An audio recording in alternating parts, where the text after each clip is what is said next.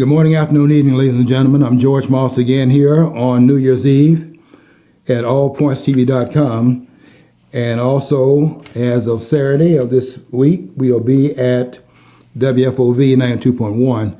And we're very glad to be partnering with that studio, one of the outstanding studios in the city of Flint. We are very privileged to be with them on Saturdays at 12 o'clock in the afternoon. And we do that program, a repeat of this program on Saturdays at 12. We are delighted, as always, to have you with us, and we hope you'll stay tuned for the next hour. You know, we try to bring some different perspectives to current events, and I guarantee you today we will be bringing you a different perspective. We might have to hightail it out of the city after this program is over, because I want to say something before I go off the air about Obama, because I want to pull the cover off of this hoodlum. And John, I'm going to use the Bible as a historical reference. I didn't say I'm going to use the Bible as history. I'm going to use the Bible as a historical reference point to undress Barack Obama, but I need to do that in the middle part of the program, because if I do it now, everybody be tuning me off. Do you need a copy of it? By the way, I got a Bible here. You need it? I don't need a copy of it, John. I knew exactly where we're going with this one. But, we just got to get some truth on the table in this country. And we don't have a lot of truth in this country anymore because of political correctness. And there are some things that you are not supposed to say, and there are some things you better not say. But I'm bold enough and determined enough, and I guess in a way not caring what people say enough to say it anyway. And nobody's gonna put a muzzle on my mouth, and that includes you, Facebook. Who, John? They just on Facebook. They just took down Franklin Graham. Yeah, because he talks against homosexuality or something like that. I think that's what it was. You can't be in a safer voice out there than Franklin Graham. Is he going to try to throw the government? Oh, see, it's what it is. I mean, do you know what, though? We just definitely got to exit Facebook. I mean, everybody who is, I mean, it's not even, I'm all over the place. I mean, there's some views of some people, I know I'm a libertarian because I get accused in the same day of being a leftist by the right-wingers, and I get accused of being a right-winger by the left-wingers. So, yeah. I mean, there's like, I just believe I believe that people have a right to choose or who they associate with. And if you have biblical principles, or if you have, I don't understand why they want to throw away the biblical principles but embrace the Quranic principles, which I find to be far more intolerant and never tested in modern day setting. Yeah, tell me about it. So I don't understand why I'm supposed to forego. Let's face it. I know people who say they don't like about gays or something like that, who go to church, but they never advocated killing them. The Quran and the people following the Quran do that. Yeah. So I don't understand why I'm supposed to, throw. I mean, they're tolerant. They're so tolerant. They're willing. I don't see how they think they can encompass everybody all together. The gays and the people who are, militant Quranic following Muslims. I don't know how they can embrace and fold those all into the same fold. I don't know how that's possible. John, the left is not tolerant. The left is fascist. And I don't know why people have a problem with people, saying that, because the liberal mind, this is the title of I brought this book just to reinforce that premise. I keep talking about this book. It's written by Lyle Roster, who is a medical doctor, and he wrote a book called The Liberal Mind, The Psychological Causes of Political Madness. And it goes along with a more recent book put out by Burgess Owens. You may have read this book. It's not quite as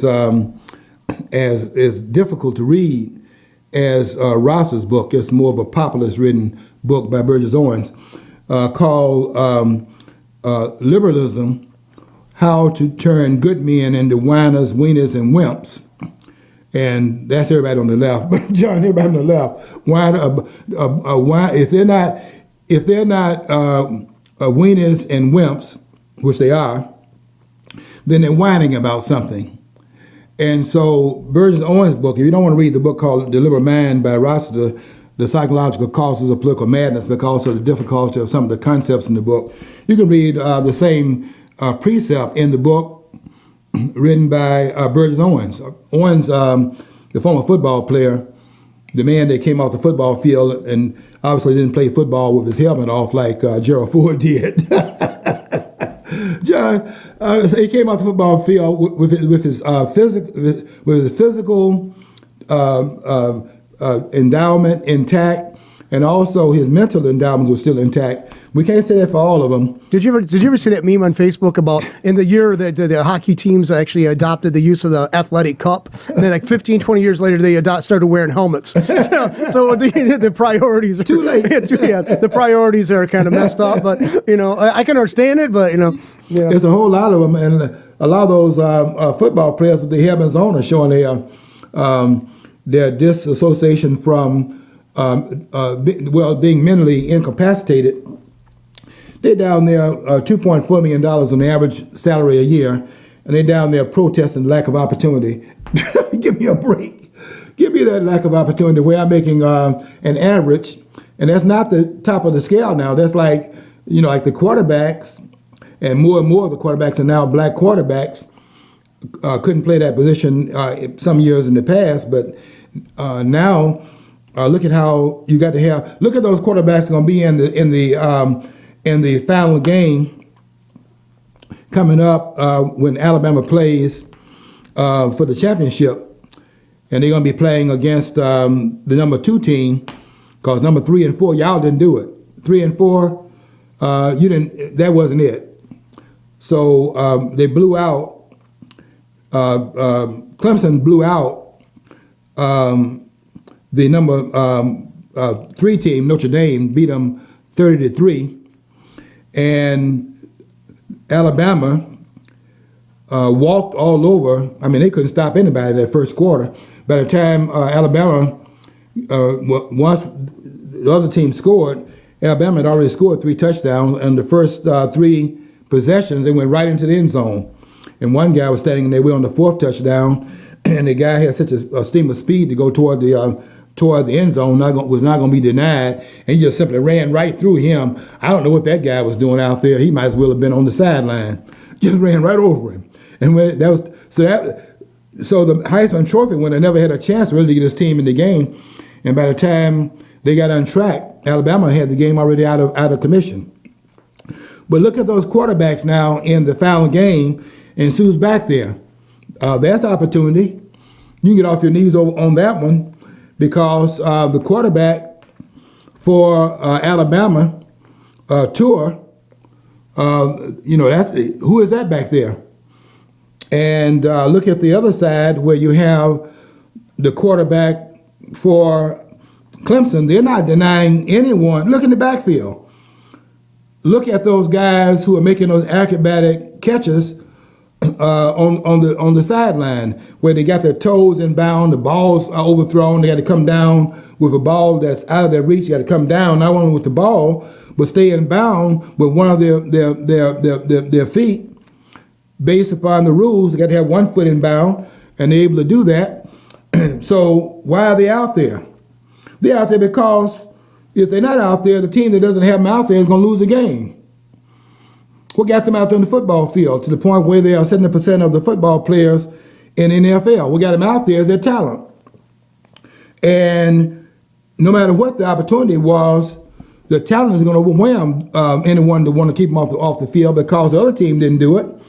And so if the other team doesn't keep them off the field, by you keep them off the field, you at a disadvantage. So all that stuff they're doing out there in terms of kneeling when they play the national anthem, all that is people that are mentally incapacitated. Because you cannot tell me about the lack of opportunity based upon the football players, and therefore, if you want to tell me about the lack of opportunity for others, let them speak to that. Because you cannot speak to their lack of opportunity because you're not walking in their shoes. Tell me about your lack of opportunity. Why are you kneeling out there giving your incapacitation? Shut up. That's what I'm saying. So that's politically correct. And it gets worse than that later on in the program when I unclothe and bring to nakedness this fraud, Barack Obama. And I'm going to show he's a fraud by pointing out what everybody else is missing. Because I'm here to clean it up. That's what I'm here for.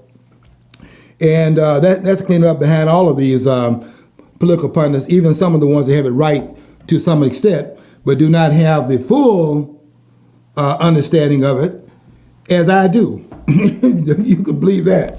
You don't have to believe it. I'm going to demonstrate it. Let me read something here by one of the persons that have a lot of it correct. I want to start off with this as our beginning point. But I want to go to a lot of different things during this discussion, because there's a lot of things got to be said here on the closing day of 2018. And maybe I'll be able to touch upon, if I have enough time, some of my greatest hits during the year that we ring in out and ring in the new year. Maybe I can go to some of my greatest hits this year. But we'll see how that goes too. Let me start off with reading again page 263 of the book written by a man that I agree with on many of the claims he makes. I said last week that a lot of the claims is being made by this author of the book called "It is Dangerous to Be Right When the Government is Wrong," which he took that premise from Voltaire. The case for personal freedom. Now, I like a lot of what Napolitano says in his book, but Napolitano, you get on my nerve with your nonsense that I see you talking on Fox, and it's just really embarrassing some of the things that are coming out of your mouth. And I don't know if you played in the football with your helmet on. I don't know if you played in the football, first of all, or if you played without your helmet on. And if you did play, did you have your helmet on? But some of the things you're saying on Fox, like the president is subject to, is running ahead of indictment. Look, hey, folks. You cannot have Mueller. Anybody out there realize that Mueller was not elected to a position by the American people, and that Obama is not president? Do you understand that? Do you also understand that 63 million people went to the polls November the 8th and voted for Donald J. Trump to be president of the United States? And you cannot have a person appointed by one of the persons in the executive branch of government, this criminal named Rod Rosenstein, who is an outright criminal, who knows that if he does not, in fact, rein Mueller in, then he's out there to be investigated. And that's why they're not going to rein Mueller in, and why Mueller's not made a report yet. You know why? Because there's no there. And that's not just out of my mouth, that's also out of the mouth of one of the criminals named Peter Strzok that was inside of the FBI, and his girlfriend. And then they're talking about, can we stop Donald Trump? And he says in there, have you seen this on any of the network news programs? Have they revealed that in that communication between Page and Peter Strzok, the lovers inside the FBI, has anyone said that part of that which the press has not reported is that when she said, are you going forward with this pulling the coattail on Donald Trump? Anybody reported that he said that will not be possible to stop him at the pass because there's no there? Anybody reported that? Is that on CNN? Is that on MSNBC? Is that on Fox? There's no there. And that's why Mueller has not made his report, because there is no there. And once you tell the American people there's no there, and you spent 18 to 30 billion, let me get the numbers right, 18 to 30 million dollars of taxpayers' money, and you've been investigating this thing for 2 years, and there's no there, and you knew it ahead of time, and you continue to spend taxpayers' money running after a false claim that you know to be false, then the spotlight necessarily turns upon you. And they're not willing to stop that, because that's what happened at the end of this probe. Another probe begins. I'm telling you the absolute truth here. And I have to say this also, and I don't care who doesn't like it. The name is Moss. I paid Let me make a rhyme. The name is Moss, and I paid to be the boss. I'm the boss of my mouth. And so I'm not politically correct. And you wait till I get to this hustler named Barack Obama, because you haven't heard anything yet. I'm coming to him. Not immediately, but before I get off the air, I'm gonna write that down so I won't forget it. You're gonna sound like Reverend Manning there. We've got to call him Mac Daddy. Not Manning, by the way. Have you seen the latest tape on Manning? No. Oh yeah, I got to see it, John. No, I lost contact after basically. I just listened to him because I mean he used to call Obama the Mac Daddy or something. Yeah, Mac Daddy. Well, I don't know what that means. Yeah, actually, I know what it means, but I don't know. I'm not coming from that angle of him being the long-legged Mac Daddy. I'm not coming from that position. I'm coming from the position a little bit different, and I'm going to make a biblical reference here, use the Bible as a historical reference, but not teaching anything about the history of the Bible as history. See, that's a distinction I want to make also. Not the Bible as history, but as a historical reference point is what I'll be making that. And John, the reason why I make that distinction is because people misunderstood me in another genre when I was teaching these historians out here. When I when I said in one of my posts, this is before they banned me on Facebook, you better ban me, and you better keep me banned, because I'm not going to stop talking just because you got me out there censored. Talking about, wanted me to send a picture to show that I wrote what I wrote. I wrote it, and you act like I didn't write it because a black man is supposed to be saying that. That's what you really were saying, that you couldn't believe a black man was saying that. And so therefore they wanted me to send a picture. My picture's on the post, you crazy fools. Give me a break. So, anyway, my reference later on to Obama reminds me of what I said when I was talking about the Civil War, the so-called Civil War. First of all, we have not fought a civil war in this country. And when I was saying that every battle that was fought to end the secession of the South was fought in the South, some hick-in-the head came out to tell me about Gettysburg, as if I didn't in the 8th grade have to learn the Gettysburg Address. 7 years ago, our fathers brought forth for this country a new nation, conceived in liberty and dedicated to the proposition that all men are created equal. And all the rest of that 5-minute speech given by Abraham Lincoln on July the 3rd, November the 19th, 1863. But the Gettysburg battles were fought for 3 days, July 1st to July 3rd, in Pennsylvania. So they're going to tell me when I told them that every battle that was fought to end the secession of the South was fought in the South. Some nut want to tell me about the fighting that went on in Gettysburg, Pennsylvania. Let me tell you nut something. You tell me how you end the secession of the South by fighting in the North. Your confusion is that you see this as a civil war, and I don't, because it was not a civil war. This is a war of Southern secession. And the only way you're going to end the war of Southern secession is to go down into the South with an invasion of the Northern Army, to go into the South and destroy it there. That's why Tecumseh was saying that he is going to make Atlanta. I can't remember if he said Atlanta or Georgia, but it's one of the two. But I think he said Atlanta. He's going to make, he might have said Georgia now, but I know he said he's going to make them howl.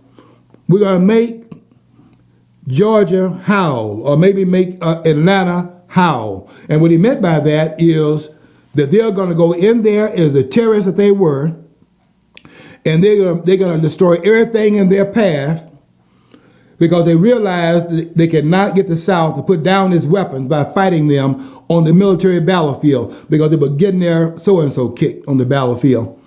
And the South was fighting for their homeland. You talking about homeland security? They're fighting for their homeland, and they are not going to back down, because the North is in the South fighting on the homeland of those persons defending their families against these northern invaders. They came into the South to end their secession movement. No different than what happened at the founding of this country when they came in there to fight against George Washington and others, Thomas Jefferson, you name the ones that were there, Patrick Henry, Benjamin Rush, you name those persons that signed the Declaration of Independence, or their own Emancipation Proclamation, where they are emancipating themselves through their proclamation that we call it the Declaration of Independence, and they were declaring their independence from King George III. Well, they got King George III sitting on the throne as the 16th President of the United States. And they're fighting him in the same tone as they were fighting with George Washington at the time of the Revolutionary War in 1776. It's no different. The issues are the same. And the actual issue at that time is not different from the time here. At the point of independence, they left with their slaves intact. And at the point of the independence of the secession movement in the South, they left with their slaves intact. And that was a mistake that they made in terms of how history sees that war. What they should have done, in order to make it clear what this war was really about, what they should have done was declare their slaves free and then engage the northern invaders. But they did not do that, and therefore people are not clear about what this war is really about. I'm right and they're wrong. If this war is over slavery, and I've said this many times before, if this war was over slavery, then why is it that after the war came to a close with the Emancipation Proclamation being issued on January 1, 1863, why is there in the aftermath of this war that ended on the 12th of April at the Appomattox building in Virginia, the courthouse in Virginia, why is it when that war was won, why is there slavery still going on in this country? If the Emancipation Proclamation ended slavery once it could be enforced by being applied in those states that were in rebelling against the Union, why is slavery still in this country? It needed an amendment to bring about the end of it. The Emancipation Proclamation, I think Rush Limbaugh would, if you back years ago, he'd always had this term called, there was no significance to it, just a protest or something like that, and that's what it was. It was basically just one of those token gestures, basically. That's what it was. Yeah, let me say what it was in particular terms. It was a military document. It is a document that Lincoln could issue under his second article rights, his powers under the second article of the Constitution to be the commander-in-chief. And he therefore, given the fact that he's commander-in-chief of the military, he can then issue the Emancipation Proclamation as a military document. He does not have the authority, and this is to Lincoln's credit, although I don't give him the credit everybody else gives him, because I think, quite frankly, and this is another point of political incorrectness, I think Abraham Lincoln should have been brought up upon war crimes. Take that to the bank. Yeah, that's true also. I'm right. And all of the historians that are writing about Lincoln, I'm writing they're wrong. There was a way to end slavery in this country, but creating a war in which there are 600,000 people, the equivalent of 5 million people dead on the battlefield, is not the way to go. To have Americans killing Americans, and you have him as the greatest president this country has produced, you got to be kidding me. John, I can't hardly get it out of the hell right now. But I'm going to get back to my subject. I mean, that's not even my subject. But that's tangentially what we need to talk about here. But okay, let me get to my subject, because that ain't it. I was going to read something from Napolitano's book. This is really my subject. I gotta stay, focused. Because if I don't stay focused, I'll be bringing all these points here, and I never get around to finishing up what I came to talk about today at the studio. Here's what I came to talk about. Let me get my glasses here so I can see what's on this page. On page 263, let me read one part on Napolitano. Napolitano, who's becoming increasingly a nutcase. The president cannot be indicted. You're going to have a person that is appointed by a person underneath the president. Rosenstein is not even the attorney general. Okay, we gotta take a break. We gotta take a break here. And this break will go on for 4 minutes. We will see you hopefully on the other side of this rant. WFOV. Okay, those of you who are staying with us at allpointstv.com, we're going to continue our rant. And we're going to continue to be correct, although not that modifier in terms of the modifier of the word correct. We're not politically correct. We're correct in terms of the information. And I'm going to say it again because y'all didn't hear me. I'm right, and all of the pundits out there who disagree, they're wrong.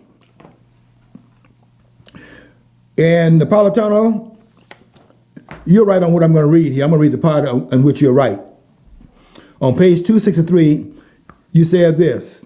Let me get to the point that I want to make here. I mean, I agree with you when you say government rejects its moral and legal obligations. You know, I don't claim that government has a moral obligation. I don't want to bring morality into it because politics is not moral. Politics is immoral. I want to raise a legal objection. And the legal objection is if these clowns in government are following that which is mandated in the Constitution. Don't talk to me about morality. That's what they raised with Thomas Jefferson when they told him, let's try to find the right person to be the person running this country. And Jefferson's answer was, do not tell me about the morality of being. If we were if men were angels, we would not need a constitution or government. And if government was in fact moral, we would not need law. We would not need restrictions on government power. This is in essence what he said. So this idea that when he says government rejects its moral and legal obligations, government doesn't have a moral obligation, it's a legal obligation. And its legal obligation is that government follows the law. If it has a moral obligation, that's Christianity in it, or some other religious discourse, and they're carrying out a mandate that's based upon religious premises, which they claim there's a separation between that and the government. Or you got mad when, look at the other thing aside of it, how you got mad with the president when he stood there resolute when they were talking about the Apostles' Creed and the president didn't take part in it. You got to choose which one you want now. You can't have both. You know, that's interesting. I didn't even think of that because, I mean, they're chastising him for not repeating this, but then if he had, they're saying, you violated this, separation of church and state. But of course, everybody else did too, all the other people present. Because the Muslims don't claim that, John. If you're going to be the president of all the people, how you up there taking the Apostles' Creed, if you believe in it, right? Because what about the Muslims? What about the person that do not believe in the Apostles' Creed, like the atheists, for example? The non-religionists. You got to represent them also. So the president doesn't take part in it. And now the president is not participating in it. And look at how he disrespected the evangelicals that have voted for him. Look at this president. Can I ask you to do something for me if you don't mind? Shut up. This is the kind of stuff that we're dealing with in this country. You know why? Because the country is insane. The country is gone mad. Political correctness, all of those practicing political correctness, they're absolutely insane. All right, back to Napolitano. Back to the book, back to the bricks. Government rejects its moral and legal obligations. It is legal obligations, not moral obligations. He won't even do that. It breaks its own laws. That's what I'm concerned about. I'm concerned about the government breaking its own laws. Welcome back to the FOV. Okay, I thought I heard the interlude back into the program. Yeah. Thank you, John. Yeah. John is always on he's on the clock. I wear a watch, but I'm never on the clock because I'm always late. But John keeps us focused here. Not only does it reject its legal obligations, that's what I'm concerned about, its legal obligations, but it breaks its own laws. That's what I'm concerned about. The government breaks its own laws. Those gangsters make laws, right? How many of those laws that they make for us do they follow? Try to get to the number one in terms of the law. They're lawbreakers. They make the laws and then they violate the laws. Breaks its own laws. He didn't say break some of them, breaks its own laws. Therefore, it makes up its own rules. And that hustler down there named Alcee Hastings in Florida came out and said that the rules are, the law is what we say it is. And he's still being elected over and over again down there in Florida by people who are politically correct, but are not correct in terms of without it being political. Here's the part I want to talk about. Declares worthless paper to be money. That's the part in Napolitano where you knocked it out of the park.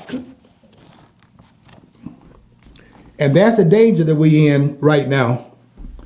Because these people in power were handed off, meaning that the generation that preceded them, generations, plural, that preceded them, handed off a bogus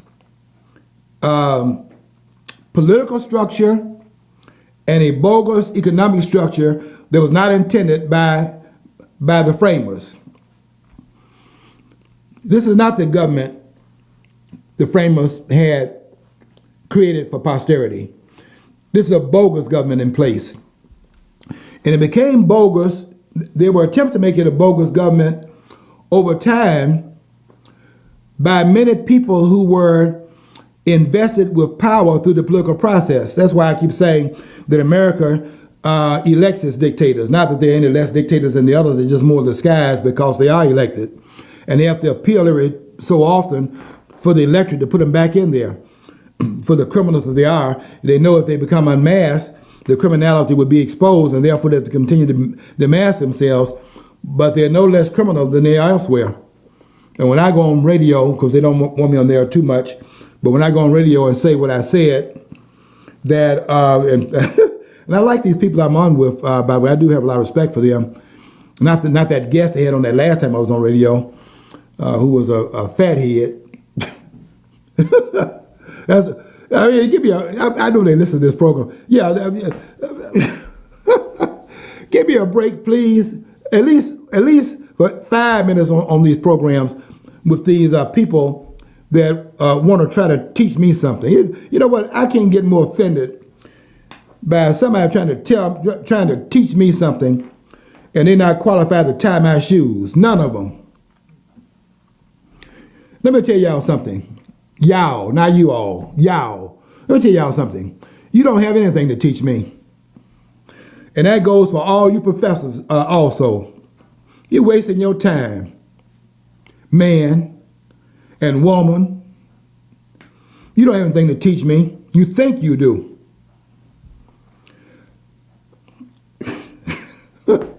Look, all this stuff that y'all saying is because you're parrots.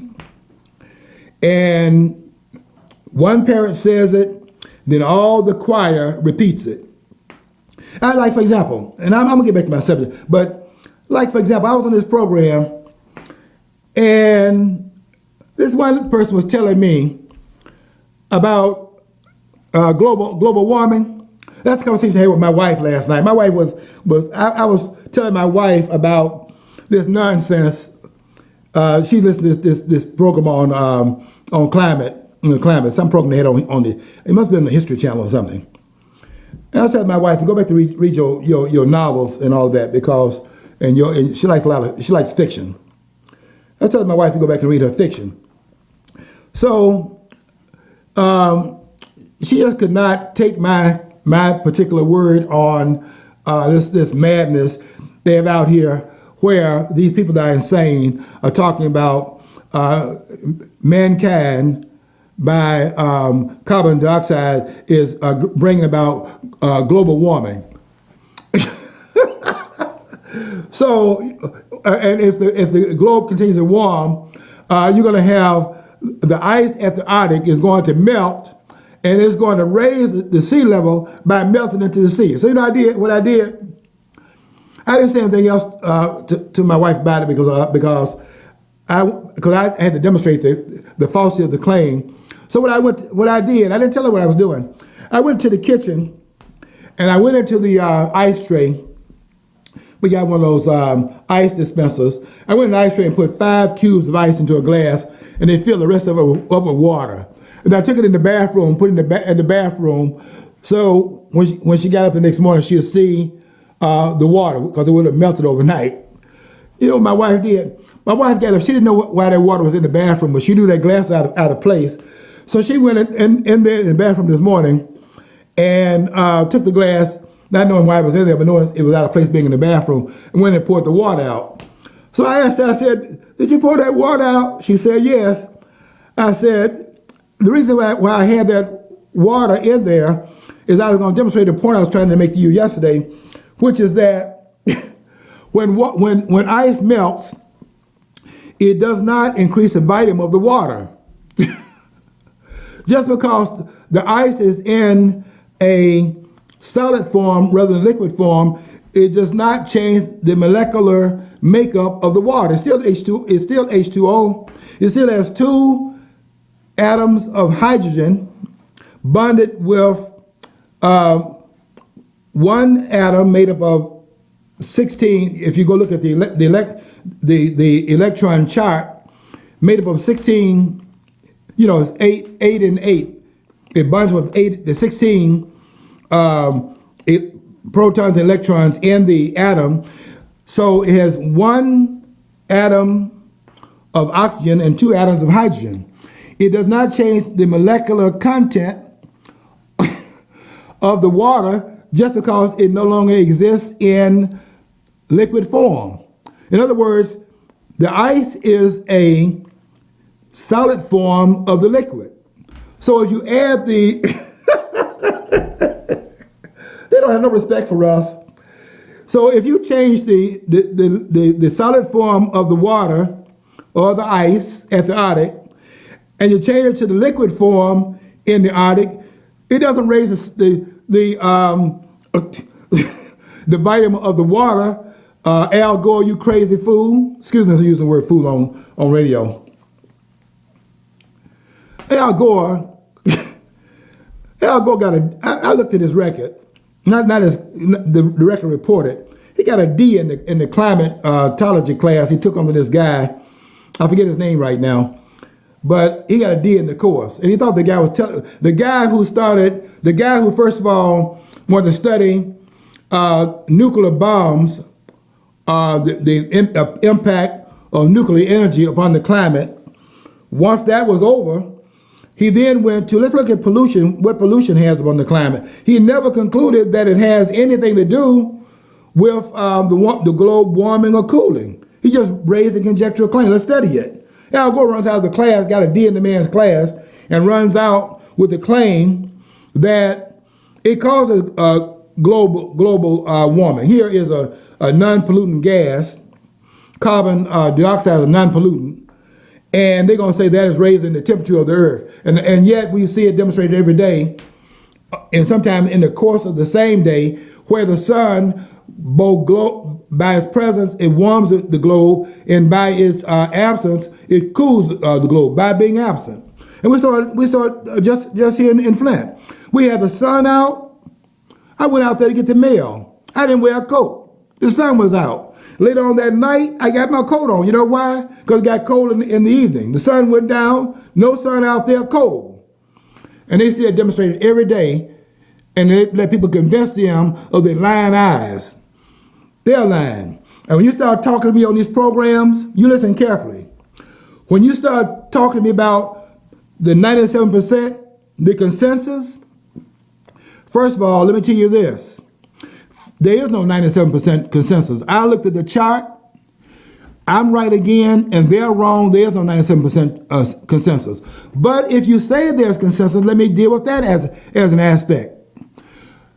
You're not talking about 97% of the consensus on the science, you talk about 97% consensus on the politics.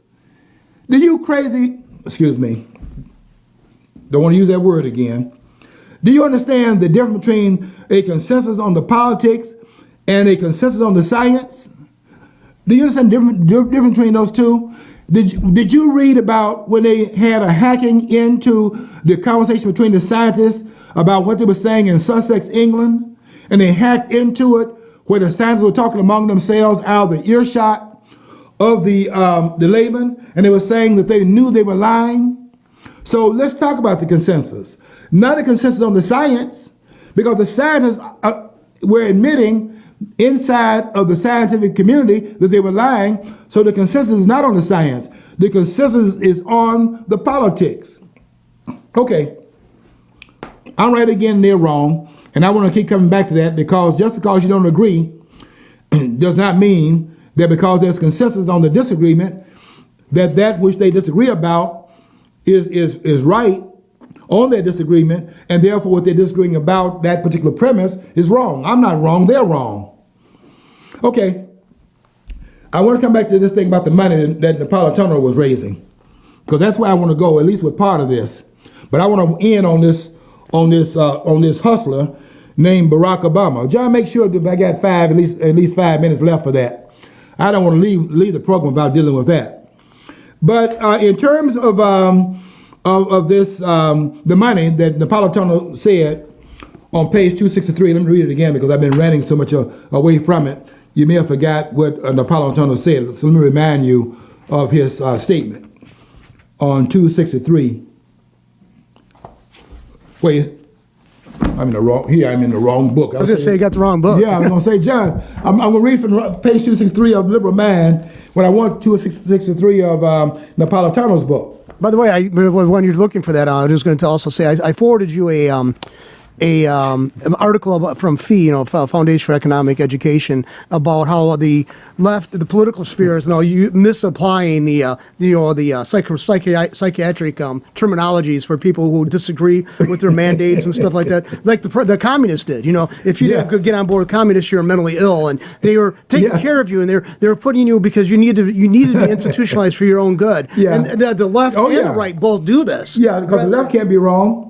You disagree with the left. If you disagree with the liberal mind, the psychological causes of political madness, then they can't be wrong. I had one guy write on my Facebook post before they threw me off Facebook. And one of the guys said, as his argument, he wrote on there, I disagree. And just wrote that as his argument against the premises I was raising in that particular post. And Facebook, you have a more or less comment. You have not converted a person because you silence them. You can see you've not silenced me, and I'm not converted, and I'm not crawling. You can believe that also. They're gonna take me off Facebook, but they took a lot of folks off Facebook. Candace Owens, the Right Reverend Franklin Graham. I mean, how do you take Franklin Graham off there? This guy that had a rant on there, he was really bringing it. What's it, Frederick, I think his name was. He'd be on the post, eating chicken, and that you got to go with that, because he's dealing with the stereotype of blacks eating chicken, but also not caring about that, and they had to get him off there. Don't get me started on that. Had to get him off there because you're not supposed to be that politically incorrect. Can't have that. So back to problem number one that I'm solving here. They declare worthless paper to be money, and then on top of that, Napolitano says, devalues even that. These gangsters, that's who they are. They are gangsters in Washington. They are, if you go to Ayn Rand's book, particularly if you go read in her book, novel in 1957. That's one of the two novels well, not the only two. I read some other novels too, but those two that I most that's the novel Atlas Shrugged is one of I would recommend that to be read because there's a lot of philosophy in Ayn Rand's rant. In fact, that book is full of rants, and I don't think Ayn Rand had recognized that she was in fact carrying a philosophy until people read the book and said, "Look, there's a philosophy in back of this." And I think that's when she really found objectivism and began to really, fine tune what she had come up with, because that was like an afterthought of the objectivist philosophy that she came up with. But in Atlas Shrugged, it's very clear there's a philosophy in back of what she was writing. And so in 1957, when Atlas Shrugged came out, but Ayn Rand calls these politicians the other side of what I'm calling them. She called them Attila. And that's who they are. They are without exception. All of them are.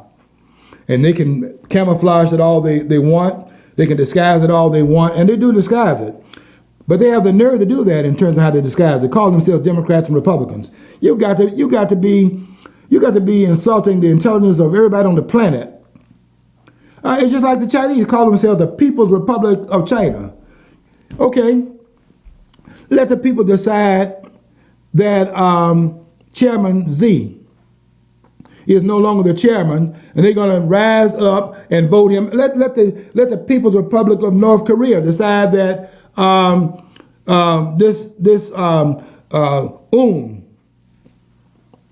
who is now the premier of North Korea, let them decide that they don't any longer want him in that position.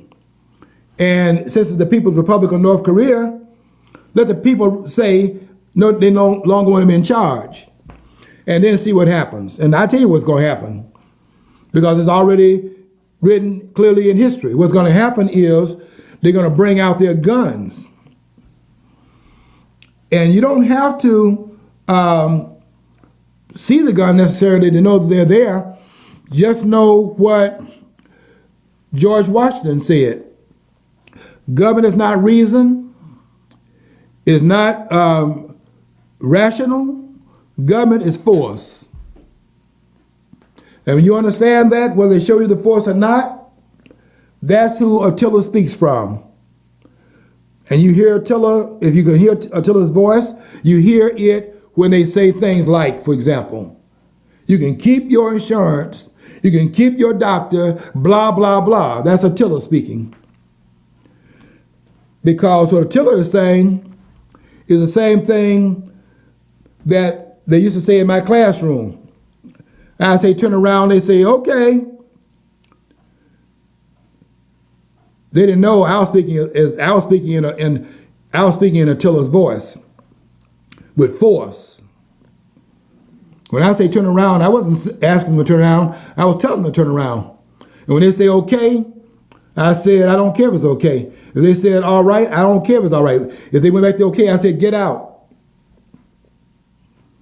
Because that was not a request. There's force in back of it.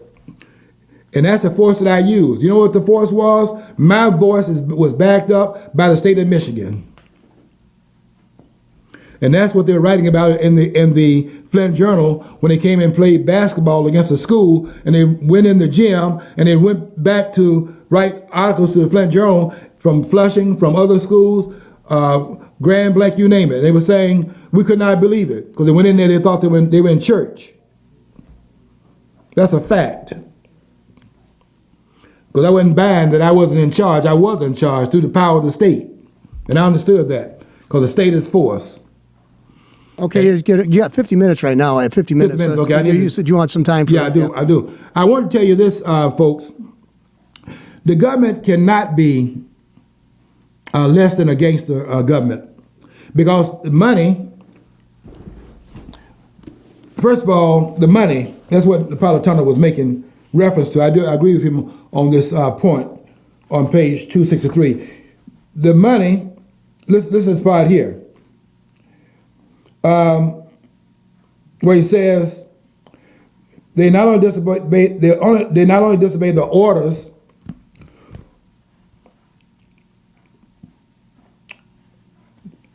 and violate constitutional guarantees, but he says here, they, where's that part about the money again? The government, they simply cannot, oh yeah. Even many, I got to find the part about the money. States are, I'm in the wrong paragraph, that's why I couldn't find it.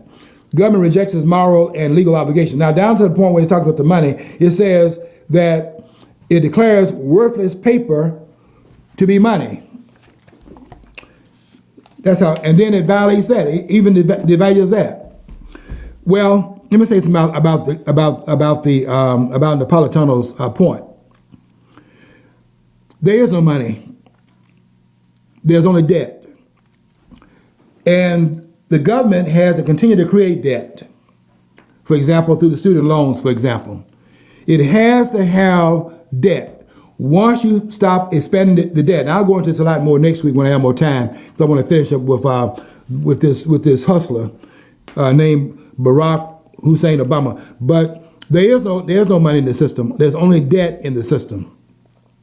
And because there's debt, once you stop expanding the debt, then the system, because to end the debt, you have to replace the debt with other currency. I wrote it down in my notes in terms of how that works, and I don't know if I have enough time to get to it. I'll get to it next week as I go into why there is no money. The Napolitano is right about that. There's no money in the system. There's only debt. I'm going to show you how they create quote unquote money in the system next week. But there is no money in the system. There's only debt in the system. And if you in fact pay off the debt, because the debt is the currency supply, to destroy the debt is destroy the currency supply. Therefore, it's necessary to create other debt, because you need to have other currency created into existence to take its place. I'll explain that in more detail next week. But that's the falsity of on which the whole government is situated right now. It cannot be corrected. The collapse of the American system is already built in, and it will collapse on its own weight. And I'll tell you the problem that I have right now as an investor in this economy. I'll tell you the problem that I got, and I'll show you that next week as well. Right now, I want to end up on this hustler, Barack Obama.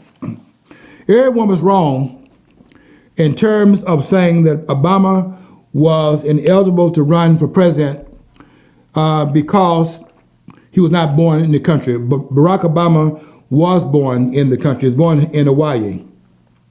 You cannot falsify those documents back to that time period. There are some other falsities involved in it, but not that. The reason why Obama was ineligible to be president of the United States is because the requirement to be president is that you must be a natural-born citizen of the United States. To be a natural-born citizen of the United States, because the framers were fearful of treason in the highest office in the land, it required something different in the president than it required for all the other federal office holders. It does not require that for the members of the House. It doesn't require it for the Senate. It doesn't require it for the members of the Supreme Court. It singularly requires natural birth citizenship for the president, because he is the only elected official in that branch, or the only official in that branch is nominated, quote unquote. If you nominate a vice president who moves up to the presidency by the 25th Amendment, then he's nominated and then he's confirmed. They wanted to make sure that person would be a natural-born citizen. Therefore, the question comes up, listen to me careful, all of you scholars, because you don't have it. Therefore, any taint in the citizenship is not allowed. It is not allowed to have, for example, in Obama's case, a mother born in America and a father born outside. And I ask you this question right here. Would you be willing to accept Obama's father being born outside of the country if his father was born in Russia or North Korea? What about Iran? If his father was born in Iran and then he was in the same status there as he is in Kenya, would you be willing to tolerate that taint in his citizenship? No. If he was born in a communist country? No. The only reason that you allow that is because of the neutrality of the endangerment of Kenya. But what's the constitutional requirement? How are you a natural-born citizen? Here is the natural-born citizenship. To be a natural-born citizen, there can be no taint in your citizenship. You cannot have a foreign parent. Natural-born does not have anything to do with cesarean section, birth, or any of that. It has to do with the purity of the citizenship of the claimant. And therefore, how much foreign infringement can you have? The answer is 0. No foreign infringement. Natural born means being born to parents, both of whom are citizens of the United States. And they pass their natural born citizenship to their progenitors. Any taint, therefore, is disqualifying. And that's why Obama is disqualified. But that ain't what I want to say about why he is in the Bible. Okay, I gotta wrap it up. Obama is, through the biblical reference, not the Bible's history, but through the biblical reference, Obama is Jacob, who stole the birthright from Esau. Obama stole the birthright from blacks in this country because he, through his mom, could not be a progenitor of the history of blacks in this country because their citizenship, quote unquote, as they claim, comes through his mom. His dad was never an American citizen. Therefore, his dad does not have any role in those cotton fields. And that's what makes him a usurper. And that's my indictment about him. Not that he wasn't born in America, but that he's a usurper of the history of blacks, and he stood in there in the gap, running as president as if he's part of that history. Okay, I gotta get out of here. I'm running too much, we're running too long. But I'm right, and they're wrong. Okay, gotta get out of here. Until next week, I want you to follow your dream, because if you don't follow your dream, you'll never know what's on the other side of the rainbow.